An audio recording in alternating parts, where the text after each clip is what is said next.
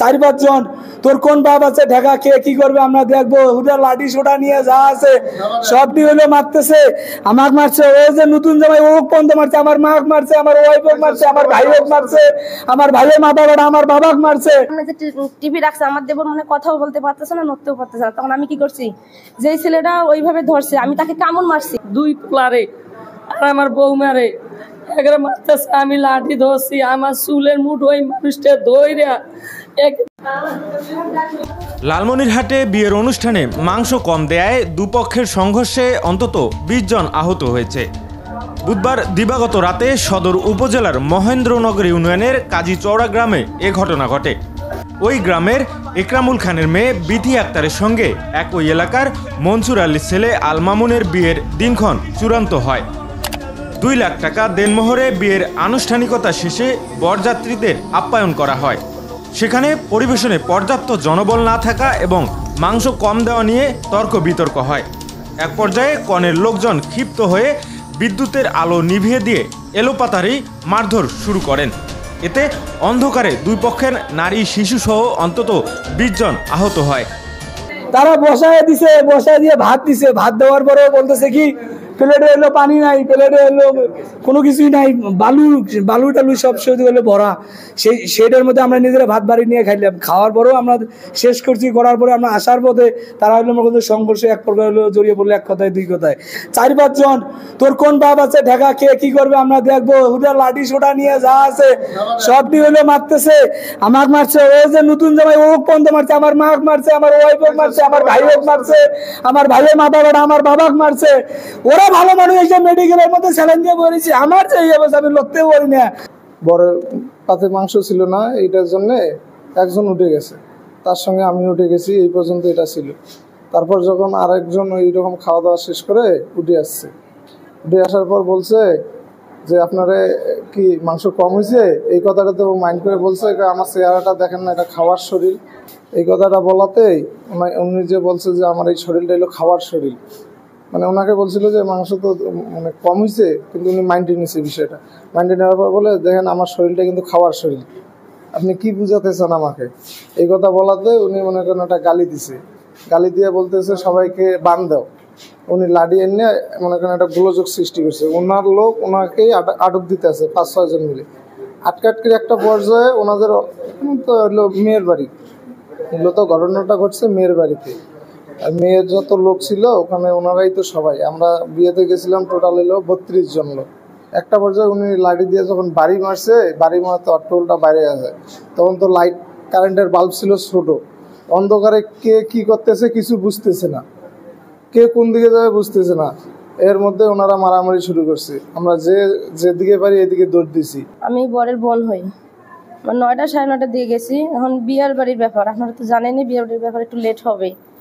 আমার 9টা 9:30 দিকে গেছি। এখন কন্যা পক্ষ লোকেরা মানে অনেক অন্যায় কথা বলতেছে, মানে আমরা নাকি দেরি করছি, ওদের ঘুম হবে না, এগুলা আমরা শোনার পরও কিছু করি নেই। তবু আমার খালু আবার আমাদেরকে রাগ করছে, আমার একটা খালু সম্পর্ক আছে, উনি আমাদের বকাবাজি করছে যে ওরা অনেক খারাপ খারাপ কথা বলতেছে, এখনো কেন লেট করতেছেন, একটু তাড়াতাড়ি খাওয়া দেন নেন।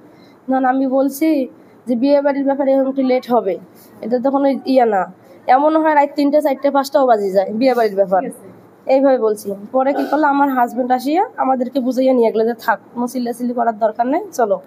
আমরা প্যান্ডেলের ভিতরে গেছি, ওখানে গেছি ওনারা যে ওইভাবে বললো, আমরা প্যান্ডেলের ভিতরে যে গেছি এতগুলো লোক, ওখানে শুধু একটা লোক। পরে আমি রাগ হয়ে ওখানে পাশে কিন্তু আমার নানির বাড়ি, আমি ওখানে গেছি। ওখানে যাওয়ার পর দেখি এইদিকে চিল্লাচিল্লি হইতেছে, কারণ ওখানে কি জন্য চিল্লাচিল্লি হইতেছে এটা আমি সঠিক বলতে পারি না, আমি যেহেতু ওটা দেখি নাই। পরে আমি ওখান থেকে আসলাম, আসি চিল্লাচিল্লি দেখিয়ে পরে আমি দেখি আমার দেবরের আর আমার হাজবেন্ডের গাছের সঙ্গে এইভাবে গলা এইভাবে মানে চাপে রাখছে, আর আমার দেবরকে ওখানে বাঁশের থোপ আছে, কিন্তু ওই বাঁশের মধ্যে ফলে ওর গলা টিপে রাখছে। তখন আমি কি করলাম, ওখানে আমি একাই, তখন আমার দেবরের গলায় এমনি যে টিপে রাখছে, আমার দেবর মানে কথাও বলতে পারতেছে না, নড়তেও পারতেছে না। তখন আমি কি করছি, যেই ছেলেটা ওইভাবে ধরছে আমি তাকে কামড় মারছি, আমি ওকে কামড় মারছি, কামড় মারার পরে ওর ছুটাই দিছে, ছুটাই দেওয়ার পর আমার দেবর আর আমি মিলে আমার হাজবেন্ডকে ছুটাইছি। এখন আমরা ছেলের পক্ষে থাকি আসি, আমাদের লেট হয়েছে, ওরা কয় ওগো বাবা চাকর, আমরা এত ধরে কালকে আমাদের ঘুম হয় নাই, আজকে ঘুম হবে না, আমরা পাকশাক করছি, পাকশাক আমার নষ্ট হয়ে যাইতেছে, আঙ্গুরের সামনে বসে দিয়ে ওরা ওই রকম করতেছে।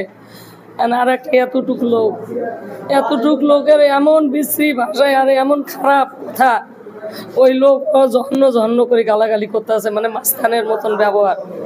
খাওয়া না দিয়ে বিয়ে শাদী পড়ান, বিয়ে শাদী পড়াইছে, টেবিলে দিছে, টেবিল মোছা নাই, কিছু নাই, টেবিল নোংরা, আমাদেরকে বসতে দিছে, দিয়ে প্লেট নোংরা, প্রত্যেকটা প্লেটের মধ্যে বালু আর মনে করেন যে চর্বি টর্বি লাগিয়ে রয়েছে, প্রত্যেকটা গ্লাসের মধ্যে ময়লা। আমরা আবার দেখাইলাম যে ভাই দেন এই প্লেটগুলোর মধ্যে নোংরা, মানুষকে আপনি ভাত খাইব, এভাবে কথা কইছি। তারপরে আসে নাই, পরে আসিল কতক্ষণ পরে একটু পানি দিলে, তারপরে একটু দিলে ভাত দিয়ে, যদি একজনের দিলে তরকারি আর দুইজনের তরকারি নাই গেছে, মানে কিরকম ফ্যান একটা ছাড়া নাই, আমরা গরমে।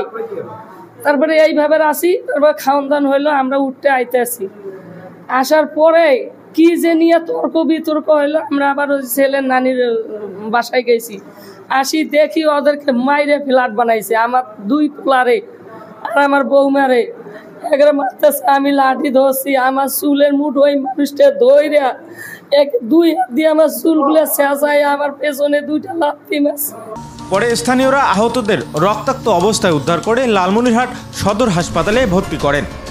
ঘটনার পরপরই আলমামুন নিজের এক আত্মীয়ের বাড়িতে এবং কনে বিথি আক্তার পাশে এক আত্মীয়ের বাড়িতে আশ্রয় নেন।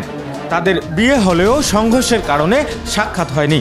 তবে কনের চাচাতো ভাই নয়ন খান বলেন, বরপক্ষের লোকজন বেশি এসেছিল, তাই খাবার সংকট ছিল, মাঝরাতে কোথাও পাওয়া যাবে না, তাই অল্প করে সবাইকে দেওয়ার চেষ্টা করা হয়। এ নিয়ে বরপক্ষের একজন খারাপ মন্তব্য করায় মারামারি লাগে, এতে আমাদেরও 5 থেকে 7 জন আহত হয়েছে। লালমনিরহাট সদর থানার ভারপ্রাপ্ত কর্মকর্তা নূর নবী বলেন, বিয়ের অনুষ্ঠানে দুই পক্ষের সংঘর্ষের ঘটনায় কোনো পক্ষই অভিযোগ দায়ের করেননি। অভিযোগ দিলে তদন্ত করে আইনি ব্যবস্থা নেওয়া হবে। এল নিউজ অনলাইন, লালমনিরহাট।